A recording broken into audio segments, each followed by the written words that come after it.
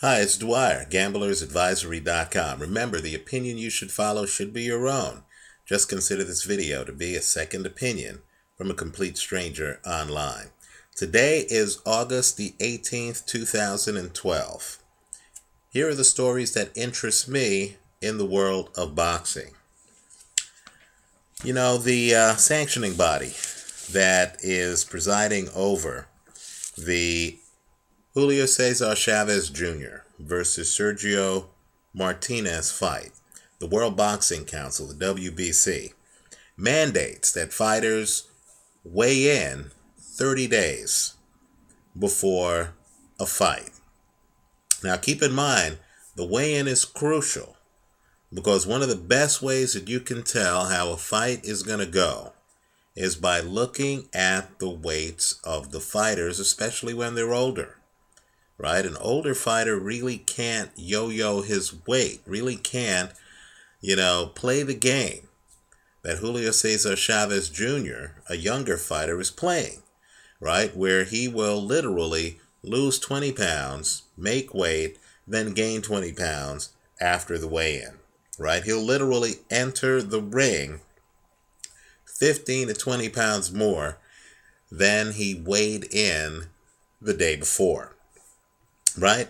Now, the WBC is also conscious of the fact that fighters are more at risk when they lose weight to make weight. Right? Studies have shown, in fact, really the history of the sport has shown, that when a fighter loses a lot of weight for a fight, that fighter tends to be easier to knock out. That fighter tends to have less punch resistance. That fighter also tends to have less stamina. They start to fade later in fights. When you see young guys like Saul Alvarez losing weight to come in at 154, you'll notice that these young guys, Chavez Jr., will literally take parts of rounds off. Right? And so it's something to look down upon, quite frankly, right? Some young guys living the life, Chavez Jr., he can get away with this dieting, but sooner or later, as fans of Ricky Hatton know, it catches up with them. Well, here are the numbers from the 30-day weigh-in. And keep in mind, Sergio Martinez is now in his late 30s. He's on the other side of 35, right? Now, according to WBC rules, you can't weigh more than 10% higher than where you're going to fight, right? Than the weight limit of your fight. So since these guys are fighting at 160, keep in mind the most either can weigh is 176 pounds 30 days out. Right? If a guy weighs 176 pounds, 16 pounds above 160, then you really have to assume that that guy's not in the best of shape. That he's barely coming in. He's barely made the 30-day weight limit.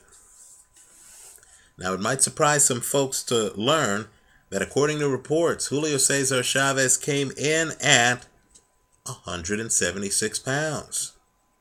16 pounds above 160. Right? In other words, he came in weighing as heavy as he could legally weigh. But here's the real eye-opener. Sergio Martinez, who's a smaller guy, he's shorter, actually came in at 174 pounds. Just 2 pounds less than Chavez Jr.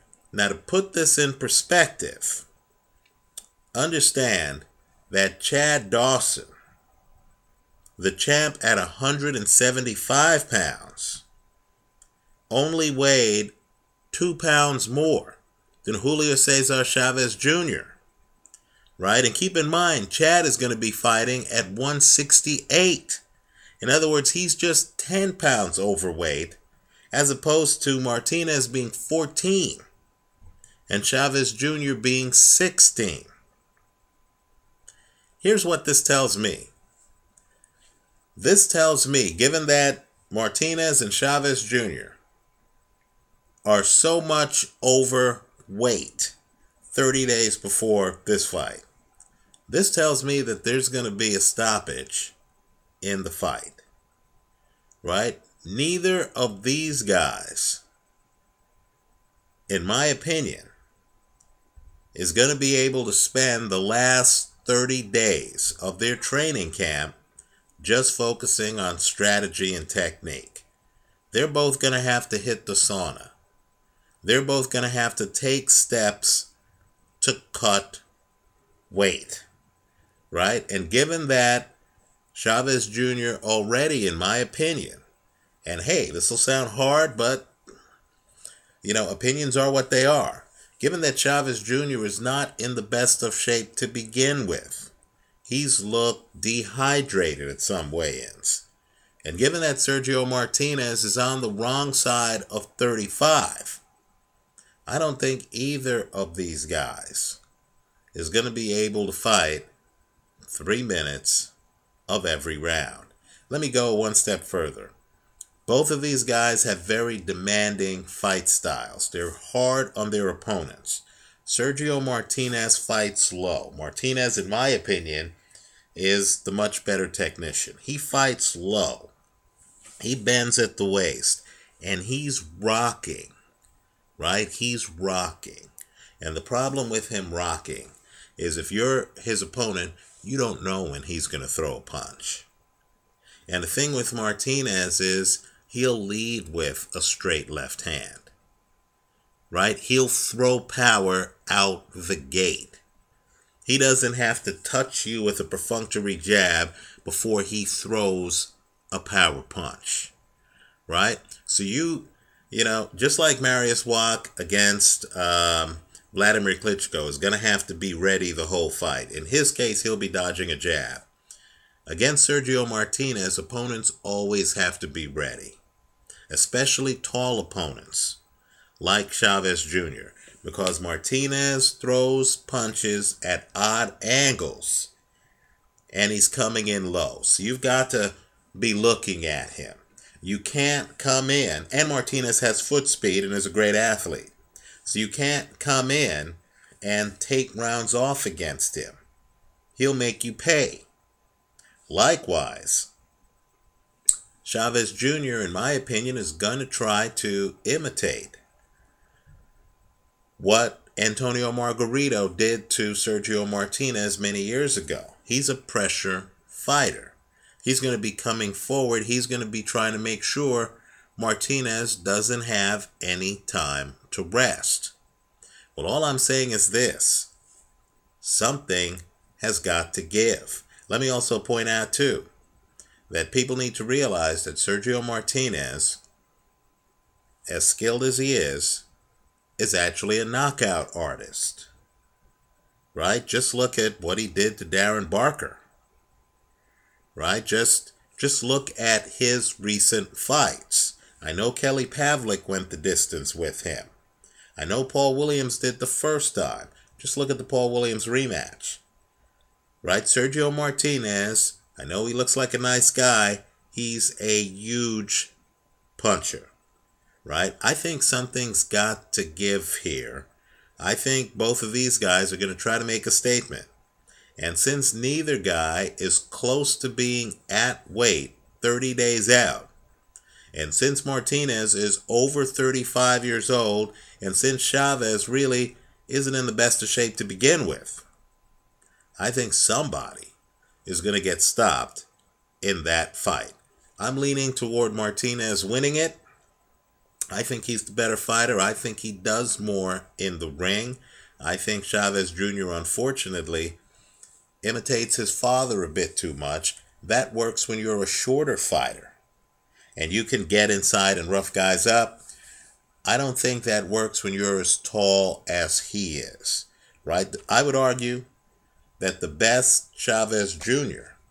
was the one who fought at times on his back foot against John Duddy, right? Chavez Jr. has a great left hook. He actually can fight on his back foot when he wants. But he's abandoned that. His recent fights against Sebastian Zvick, his fight against Andy Lee. He's just trying to smother guys.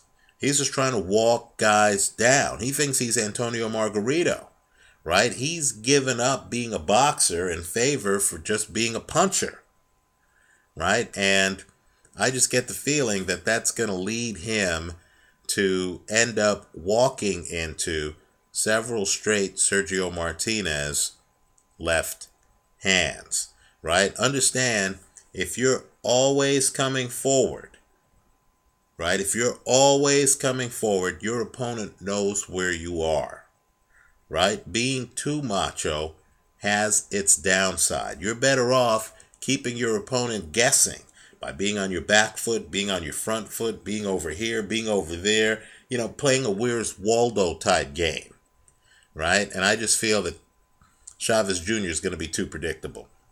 As for, so I'm expecting a knockout based on these weights in the Martinez-Chavez Jr. fight, based on the weights and styles.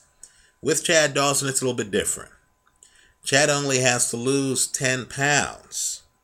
And Chad Dawson is always in shape, as evidenced by the fact that he's only 3 pounds above his normal fighting weight of 175 pounds right now.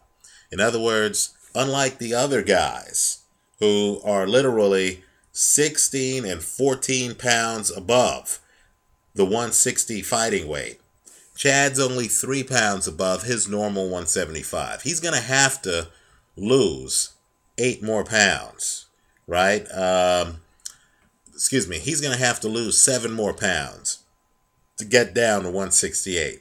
But I believe Dawson is in better shape. He's always a supremely conditioned athlete, right? I haven't seen him look as flabby as I've seen Julio Cesar Chavez Jr. look at times. Also, there are no stories of Dawson being busted for a DUI during training camp, right? You know, you don't really doubt Dawson's lifestyle like you doubt the lifestyle of Julio Cesar Chavez Jr. Also, Dawson's not quite the high wire act, right? Chad Dawson weighs in, he's at weight. The next day, he's not that far from being at weight. He hasn't gained the 20 pounds that Chavez Jr.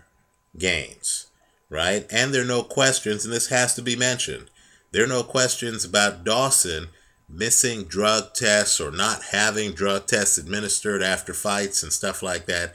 There have been some questions raised about some recent Julio Cesar Chavez Jr. fights where he apparently missed the drug test or didn't have a drug test or the proper protocol where the other team's trainer is supposed to witness the drug test didn't happen, right? And so all of those should raise red flags.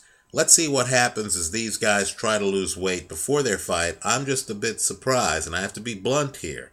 I'm just a bit surprised that before the biggest fights of their careers, one guy would be 14 pounds overweight, the other guy would be 16 pounds overweight 30 days before the fight. That surprises me, especially when 16 pounds is the most you could be overweight. Let me hear from you. Leave your comments for me here online. Visit us at gamblersadvisory.com. Thanks for watching.